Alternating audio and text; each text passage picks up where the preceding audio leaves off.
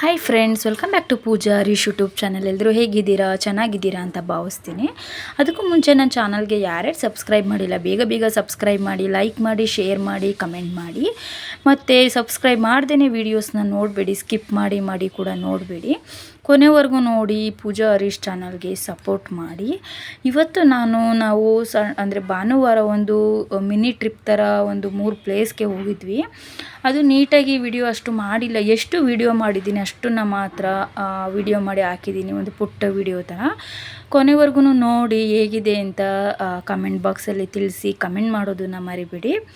ಓಕೆನಾ, ಬನ್ನಿ ವಿಡಿಯೋನ ಸ್ಟಾರ್ಟ್ ಮಾಡೋಣ. ನಾವು ಆಲ್ರೆಡಿ ಇಲ್ಲಿ ಫಸ್ಟು ಆದಿಚುಂಚನಗಿರಿಗೆ ಹೋಗಬೇಕು ಅಂದ್ಕೊಂಡಿದ್ವಿ. ಫಸ್ಟೇ ನಮ್ಮನೆಯವರು ಅಲ್ಲೇ ನಿಯರ್ ಆಗುತ್ತೆ ಅಂತ ಪಂಚಮುಖಿ ದೇವಸ್ಥಾನಕ್ಕೆ ಹೋಗೋಣ, ಹಂಗೆ ಹೋಗೋಣ ಅಂತ ಹೇಳಿದ್ರು.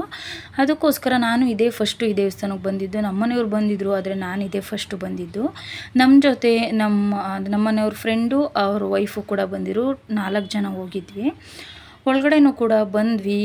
ತುಂಬ ಚೆನ್ನಾಗಿದೆ. ಇದು ಮೇಲೇ ಪಂಚಮುಖಿ ಆಂಜನೇಯ ಸ್ವಾಮಿ, ನೋಡೋದಕ್ಕೇ ಒಂದು ಖುಷಿ ಆಗುತ್ತೆ, ಅಷ್ಟು ಚೆನ್ನಾಗಿದೆ. ಇಲ್ಲಿ ಒಂದು ಸೈಡಲ್ಲಿ ದೊಡ್ಡದಾಗಿ ಒಂದು ತೊಟ್ಟಿ ಕಟ್ಟಿದ್ರು, ಅಲ್ಲಿ ಹಸುಗಳ್ನೂ ಕೂಡ ಸಾಕಿದ್ರು. ಇನ್ನು ಪುಟ್ಟ ಕರುಗಳು ಕೂಡ ಇದ್ದರು, ಚೆನ್ನಾಗಿ ಸಾಕಿದ್ದಾರೆ. ತುಂಬ ಹಸುಗಳು ಕೂಡ ಇದ್ವು. ನಾವು ನೋಡಿದಾಗ ಅಲ್ಲಿ ಸ್ವಲ್ಪ ಇದ್ವು ಅಷ್ಟೇ, ಮೇಯೋದಕ್ಕೆ ಏನಕ್ಕಾದರೂ ಬಿಟ್ಟಿರ್ತಾರೆ. ನೆಕ್ಸ್ಟ್ ಇಲ್ಲಿ ಮಂಗಳಾರತಿನೂ ಕೂಡ ತೊಗೊಂಡ್ವಿ. ಮಂಗಳಾರತಿ ಅಂದರೆ ನಾವು 9 ಥರದ್ದು ಇಲ್ಲಿ ಒಳಗಡೆ ಶನಿಮ ದೇವಸ್ಥಾನವೂ ಕೂಡ ಇದೆ. ಅದಕ್ಕೋಸ್ಕರ ಒಳಗಡೆ ಹೋಗ್ತಾ ನೋಡಿಕೊಂಡು ಸುತ್ತಮುತ್ತ ಎಲ್ಲ ನೋಡಿಕೊಂಡು ಚೆನ್ನಾಗಿತ್ತು ಪ್ಲೇಸು. ಒಳಗಡೆನೂ ಕೂಡ ತುಂಬ ಚೆನ್ನಾಗಿತ್ತು.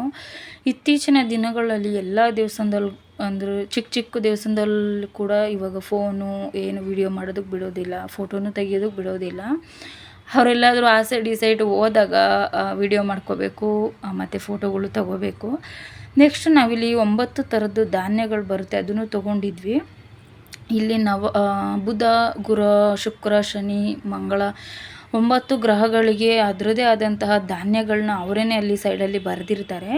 ನಾವು ತೊಗೊಂಡಿರುವಂತಹ ಧಾನ್ಯಗಳನ್ನ ಅಲ್ಲಿ ಸೈಡಲ್ಲಿ ನೀಟಾಗಿ ಓದ್ಕೊಂಡು ಯಾವ ದೇವ್ರಿಗೆ ಅಂದರೆ ಯಾವ ಗ್ರಹಕ್ಕೆ ಯಾವ ಧಾನ್ಯ ಆಗುತ್ತೆ ಅಂತ ನೋಡಿಕೊಂಡು ನೀಟಾಗಿ ಅದಕ್ಕೆ ದೇವ್ರ ಮುಂದೆನೇ ಒಂದು ತಾಮ್ರದ್ದು ಇದು ಇಟ್ಟಿರ್ತಾರೆ, ಅದರೊಳಗಡೆ ಹಾಕಬೇಕು. ನೆಕ್ಸ್ಟ್ ಇಲ್ಲಿ ಎಳ್ಳು ಬತ್ತಿನೂ ತೊಗೊಂಡಿದ್ವಿ. ನಮ್ಮನೆಯವರು, ನಾನು, ಅಣ್ಣ, ಅವ್ರ ವೈಫು ಕೂಡ 4 ಜನನೂ ಹಚ್ಚಿ ನೆಕ್ಸ್ಟು ದೇವ್ರ ದರ್ಶನ ಚೆನ್ನಾಗಾಯಿತು. ದೇವ್ರ ದರ್ಶನನೂ ಮುಗಿಸ್ಕೊಂಡು ಹೊರಟ್ವಿ ಆದಿಚುಂಚನಗಿರಿಗೆ ಹೋಗೋದಕ್ಕೆ ಅಂತ. ನೆಕ್ಸ್ಟು ಹೊರಟ್ವಿ. ಆ ಪ್ಲೇಸ್ ಅಂತೂ ತುಂಬ ಚೆನ್ನಾಗಿತ್ತು, ಇಷ್ಟ ಆಯಿತು. ನಾನು ಹೋಗಬೇಕು ಅಂದ್ಕೊಂಡಿದ್ದೆ ಎಷ್ಟೊಂದು ದಿನಗಳಿಂದ. ಆದರೆ ಯಾವ ಪ್ಲೇಸ್ಗೆ ಆಗಲಿ, ಯಾರನ್ನೇ ನೋಡೋದಕ್ಕೆ ಆಗಲಿ, ಅದು ಟೈಮ್ ಬಂದಾಗಲೇ ಕೂಡೋದು ಅಂತಾರಲ್ಲ, ಹಂಗೆ ನಾವು ಕೂಡ ಮುಗಿಸ್ಕೊಂಡು ಹೊರಟ್ವಿ. ಆಲ್ಮೋಸ್ಟ್ 12 ಗಂಟೆ ಟೈಮ್ ಆಗಿತ್ತು. ಮಧ್ಯಾಹ್ನ ಆಗೋ 11 ಗಂಟೆ 12 ಗಂಟೆ ಆಗಿತ್ತು.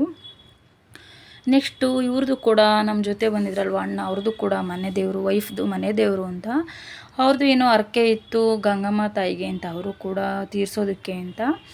ಒಟ್ಟಿಗೆ ಕೆಲಸ ಆಗುತ್ತೆ ಅಂತ ಹೇಳಿ ಬಂದಿದ್ವಿ. ಮತ್ತು ನಮ್ಮ ಫ್ರೆಂಡ್, ನಮ್ಮ ಮನೆಯವ್ರು ಇದ್ದಾರಲ್ವ, ಅವ್ರ ಫ್ರೆಂಡು ಅವ್ರದ್ದು ಏನೋ ಫಂಕ್ಷನ್ ಇತ್ತು ಅಂತ ಕೂಡ ಕರೆದಿದ್ರು. ಮೇಯ್ನ್ ಅದಕ್ಕೇ ಬಂದಾಗೂ ಆಗುತ್ತೆ, ನೀಟಾಗಿ ಜಾಗ ಪ್ಲೇಸ್ ಕೂಡ ನೋಡಿದಾಗ ಆಗುತ್ತೆ. ಮತ್ತು ಇಲ್ಲಿ ಬರ್ತೀವಿ ಅಂತ ಅಂದರೆ ನಾವಿನ್ನು ಎಷ್ಟು ದಿನ ಬಿಟ್ಕೊಂಡು ಬರ್ತೀವಿ, ಅದು ಟೈಮ್ ಬಂದಾಗಲೇ ಬರೋದಕ್ಕಾಗೋದು. ಅದಕ್ಕೇ ಈ ಬಂದಾಗ ಸುತ್ತಮುತ್ತ ಯಾವುದಾದ್ರೂ ಒಳ್ಳೆ ಪ್ಲೇಸ್ಗಳಿದ್ರೆ ನೋಡ್ಕೊಂಡು ಹೋಗಬೇಕು.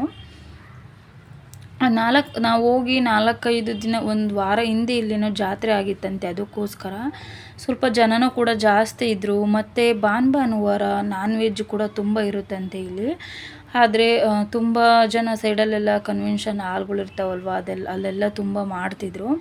ಇಲ್ಲಿ ಬೆಟ್ಟದ ಮೇಲೆ ಇರೋ ದೇವ್ರಿಗೆ, ಮೂಲಸ್ಥಾನ ದೇವ್ರಿಗೆ, ಕಾಲಭೈರೇಶ್ವರ ಆ ದೇವ್ರಿಗೆ ಆಗೋದಿಲ್ವಂತೆ ನಾನ್ ವೆಜ್ಜು. ಕೆಳಗಡೆ ಇರೋ ದೇವ್ರಿಗೆ ಆಗುತ್ತೆ ಅಂತ ಹೇಳ್ತಾರೆ. ಸೊ ಅದಕ್ಕೋಸ್ಕರ ಕೆಳಗಡೆ ಇರೋ ದೇವ್ರಿಗೇ ಎಲ್ರೂ ಮಾಡಿಕೊಂಡು ಅವ್ರವ್ರ ಹರಕೆನ ತೀರಿಸಿ ಹೋಗ್ತಾರೆ. ಇವ್ರದ್ದು ಬಂದು ಗಂಗಮ್ಮ ತಾಯಿದು ಏನೋ ಹರಕೆ ಇತ್ತು ಅಷ್ಟೇ, ಬೇರೆ ಏನೂ ಇಲ್ಲ. ನಾವು ಕೂಡ ಪ್ಲೇಸ್ನೂ ಕೂಡ ನೋಡಿದಾಗುತ್ತೆ ಅಂತ ಬಂದು ರೀಚ್ ಆದ್ವಿ.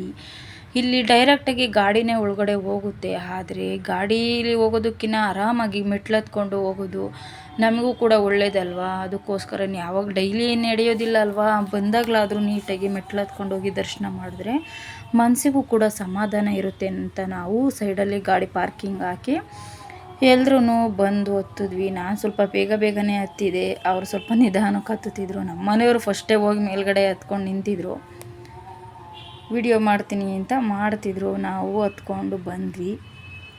ಇಲ್ಲಿ ನಾನು 4-5 ವರ್ಷದ ಹಿಂದೆ ಬಂದಿದ್ದೆ. ಆವಾಗ ಇಷ್ಟು ಅಂದರೆ ಅಷ್ಟು ಇದಾಗಿರಲಿಲ್ಲ ನಾನು ನೋಡಿದಾಗ. ಇವಾಗ ತುಂಬ ಚೆನ್ನಾಗಿ ಮಾಡಿದ್ದಾರೆ.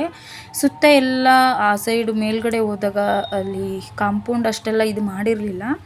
ಇವಾಗ ತುಂಬ ಚೆನ್ನಾಗಿದೆ ಈ ಪ್ಲೇಸ್ಗೆ. ಬೆಳಗಿನ ಜಾವ 6 ಗಂಟೆ 7 ಗಂಟೆ ಹಿಂಗೆ ಬಂದರೆ ತುಂಬ ಚೆನ್ನಾಗಿರುತ್ತೆ. ಫೋಟೋ ಶೂಟ್ ಮಾಡ್ಕೊಳೋರಿಗೆಲ್ಲ ತುಂಬ ಚೆನ್ನಾಗಿರುತ್ತೆ. ಹಣ್ಣು ಕಾಯಿ ತೊಗೊಳೋರು ಇಲ್ಲೇ ತೊಗೊಂಡು ಅಲ್ಲೇ ಕಾಯಿ ಹೊಡೆದು ಮಂಗಳಾರತಿ ಮಾಡ್ಕೋಬೋದು. ಒಳಗಡೆನೂ ಕೂಡ ಮಾಡಿಕೊಡ್ತಾರೆ. ಒಳಗಡೆ ನೀಟಾಗಿ ಹೂವೆಲ್ಲ ತೊಗೊಂಡೋಗಿ ಮಾಡಿಸ್ಬೋದು. ಇಲ್ಲೇ ಮಾಡೋರು ಮಾಡ್ಕೋಬೋದು. ನೋಡಿ ತುಂಬ ಸುತ್ತಮುತ್ತ ತುಂಬ ಚೆನ್ನಾಗಿದೆ. ನಾವು ಬಿಸಿಲು ಹತ್ತಿತ್ತು ಅವಾಗ ಹೋಗಿದ್ವಿ, ಅದಕ್ಕೋಸ್ಕರ ಬೆಟ್ಟ ಹತ್ತೋದಕ್ಕಾಗಲಿಲ್ಲ. ಬೆಟ್ಟ ಹತ್ತೋದಕ್ಕೆ ಸ್ವಲ್ಪ ಬೆಳಗ್ಗೆನೇ ಹೋದರೆ ಚೆನ್ನಾಗಿರುತ್ತೆ, ಆರಾಮಾಗಿ ಹತ್ಕೊಂಡು ಹೋಗ್ಬೋದು. ನಾವು ಹೋದಾಗ ಆಲ್ರೆಡಿ ತುಂಬ ಬಿಸಿಲಿತ್ತು ಅಂತ ನಾವು ಕೆಳಗಡೆನೇ ಮಂಗಳಾರತಿ ಮಾಡಿಸ್ಕೊಂಡ್ವಿ. ಎಲ್ಲ ಕಡೆಯೂ ಆಲ್ಮೋಸ್ಟ್ ಮಳೆ ಸ್ಟಾರ್ಟ್ ಆಗಿದೆ. ಅಲ್ಲೂ ಕೂಡ ಮಳೆ ಆಗಿತ್ತು, ತಂಪಾಗಿತ್ತು. ಏನೇ ಮಳೆ ಬಂದರೂ ಕೂಡ ಫಸ್ಟ್ನೇ ಮಳೆ ಆಗಿರೋದ್ರಿಂದ ಆ ಕಾವಿಗೆ ಇನ್ನೂ ಮಳೆ ಬರೋ ಅಂದರೆ ಎಲ್ಲ ಲಕ್ಷಣಗಳು ಕಾಣ್ತಿದ್ವು ನಾವು ಹೋಗಿದ್ದ ದಿನ. ನನಗಂತೂ ಈ ಪ್ಲೇಸು ತುಂಬ ಇಷ್ಟ ಆಯಿತು.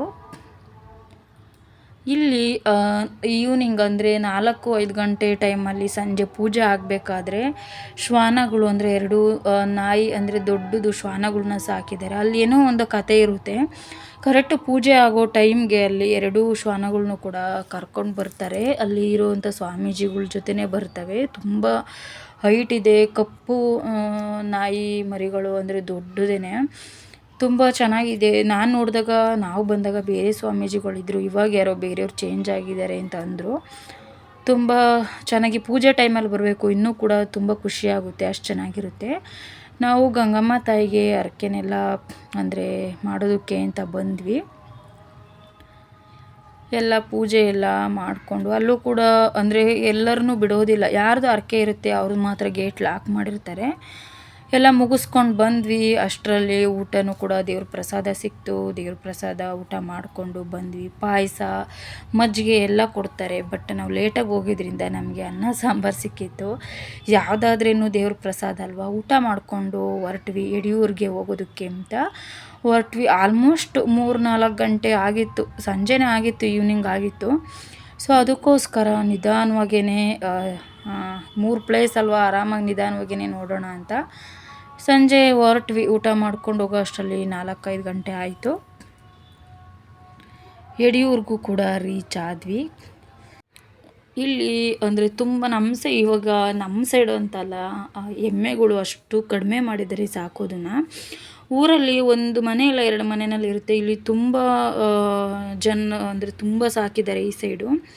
ಯಡಿಯೂರು ಸೈಡು ತುಂಬ ಅಂದರೆ ಎಮ್ಮೆಗಳೇ ಜಾಸ್ತಿ ನೋಡಿದ್ದು ಹಸುಗಳಿಗಿನ್ನ.